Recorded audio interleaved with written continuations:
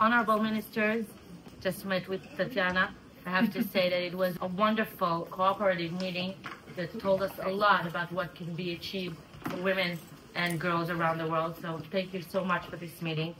Ambassador, guests, dear friends, I want to start off by really saying from the bottom of my heart, thank you for inviting me to speak in this important side event. It's even more important for me to be a part in an event hosted by such a great friend of Israel. This is a very crucial time for the state of Israel, especially for women of Israel who showed unbelievable resilience, and the fact that you stand by what's just and by what's right, by the light against evil, is something that Israel will never forget, and I salute you for the true friendship you have with us. So thank you about that.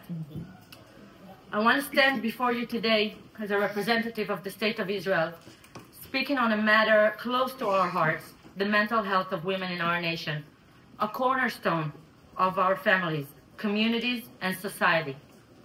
Since the October 7th terror attack, women have become the bedrock of resilience in Israel, yet they face profound challenges that demand our attention and action. The mental health of women is not just a personal concern. It is a shared responsibility with a deep social and strategic importance.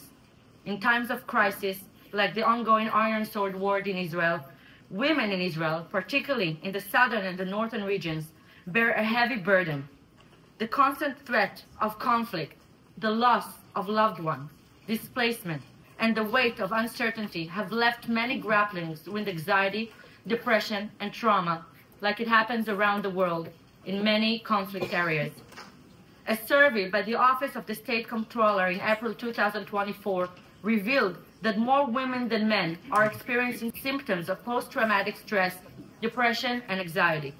These are not mere statistics. They are the lived realities of our mothers, sisters, and daughters. As Istvan Yorton, a Hungarian Jewish writer, once wrote in his book, The Last Train, the whole thing is a matter of mental strength. Death is within, not outside of us. We must keep it in check there, inside. These words, these very hardcore words, remind us that mental health struggles are an internal battle, one that can grow and overwhelm if we do not address it with care and vigilance. For many women around the world, and especially right now in Israel, this battle is intensified by the external pressure of war and social expectations. Yes, we must help them find the strength to keep that struggle in check. Reflecting on our shared Hungarian and Jewish heritage, I am reminded of a poem by Reichrat Piroshkas. My Dream is the name of the poem, which speaks to the quiet hope that can emerge even in the darkest moments. She writes, "A child's laughter echoes through the silent words. From every silence comes a single word, such a laughter that breaks the quiet of the soul. This child's laughter symbolizes the innocence and joy that can pierce through the stillness of a troubled mind. A reminder that even in the depths of mental struggle, there is potential, real potential for healing." Tragically, really tragically, Reichrat Piroshka herself could not find the healing. She took her own life during the horrors of World War II, a stark reminder of the devastating toll that untreated mental health struggle can take, especially in times of crisis. We cannot let history repeat itself. Today, I call for a united effort to support the mental health of women in Israel and all around the world. Women around the world must unite for other women. Put politics aside. Put differences aside. Women have to speak up. There can no longer be women who stay silent and don't speak up because of their political opinions. We see today what happened to women in Israel, and women rights organizations, human rights organizations stay silent. This cannot happen anymore. Women have to stay united for other women all around the world.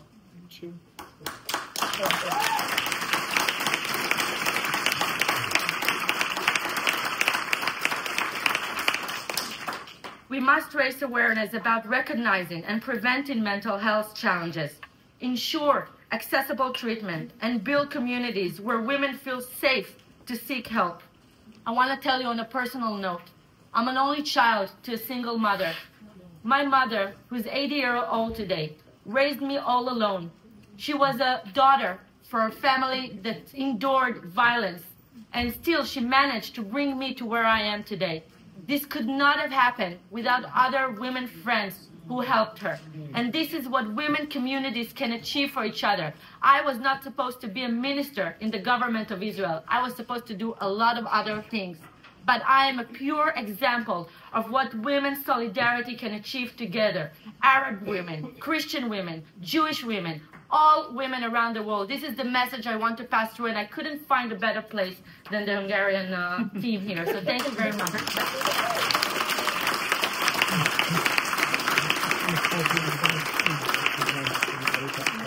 In recent years, the Ministry of Health launched a vital campaign to break the stigma surrounding mental health, a barrier that too often keeps women from seeking the care they need. Since the war began, the ministry has also invested almost $500 million to strengthen mental health services, focusing on trauma, anxiety, and community resilience in the most affected areas. As the minister responsible of the authority for the advancement of the status of women, and I want to take the advantage to thank my CEO here, a woman CEO in Israel that has dedicated 2 years of her life to help women around Israel that suffered the war traumas. And I'm proud to say that we are taking meaningful steps forward. We are part of the National Council for Women's Health and Gender-Aware Medicine, advocating for policies that address women's mental health needs. We are also involved in National Suicide Prevention Program and are working to ensure that issues like sexual harassment in mental health institutions are addressed while pursuing specialized treatment tailored especially for women.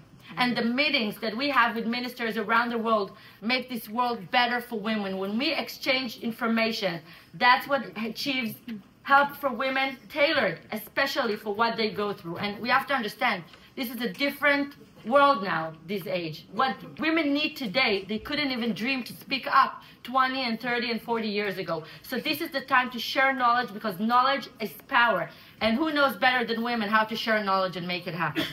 So furthermore, and I'm going to finish here, we are taking policy into action.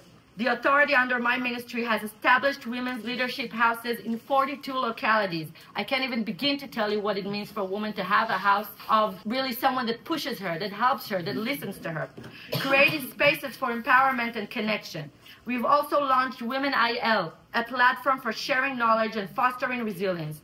And in times of emergency, we are building an information center for women to gather gender-specific data, including on mental health, to better inform our policies and support system. Together, with the Ministry of Health and community partners, we are committed to collecting data that will help us expand and improve mental health services for women, making them more accessible and effective. And as Yorkin warns, if we relax for even a moment, the internal struggle can begin to expand, to grow, to swell, and to kill involuntarily. But as Piroshka's words remind us, there is always a single word of hope, a laugh, a connection, a moment of care that could break through the silence.